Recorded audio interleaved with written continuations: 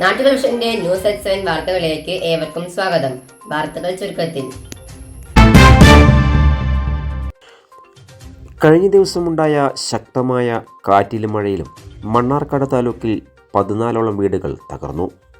കോട്ടോപ്പാടം, തച്ചനാട്ടുകര പഞ്ചായത്തുകളിലും വിവിധ വീടുകൾക്ക് കേടുപാടുകൾ സംഭവിച്ചു.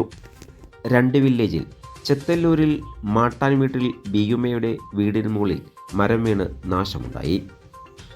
ചെത്തല്ലൂരിൽ കവറൻകുണ്ടൻ ആമിനയുടെ വീടിന് മുകളിലും മരം വീണ് ഭാഗികമായ നാശമുണ്ടായി.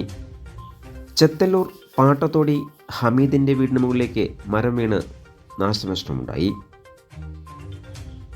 ചെത്തല്ലൂരിൽ മുഹമ്മദ് വെള്ളൂർക്കാവിൻ്റെ വീട്ടിലേക്ക് മുകളിലേക്കും മരം വീണ് നാശനഷ്ടമുണ്ടായി. ചെത്തല്ലൂർ ചോലയിൽ സെയ്തലിയുടെ വീടിന് മുകളിലേക്കും കാറ്റിൽ മരം കടപുഴങ്ങി വീണ് നാശനഷ്ടമുണ്ടായി. തച്ചമ്പാറ ഭാഗത്തും അലനല്ലൂർ ചളവ ഭാഗത്തും കുമരമ്പത്തൂർ കല്യാണകപ്പ് ഭാഗത്തും വിവിധ വീടുകളിലേക്ക് മരം വീണ് നാശനഷ്ടമുണ്ടായി. കാഞ്ഞിരപ്പുഴ ജലസേചന വകുപ്പിൻ്റെ കീഴിലെ വാഹനത്തിന് മുകളിൽ മരം കടപുഴങ്ങി വീണു. അപകട സമയത്ത് ജീപ്പിലുണ്ടായിരുന്ന ഡ്രൈവർ കഷ്ടിച്ച് രക്ഷപ്പെട്ടു.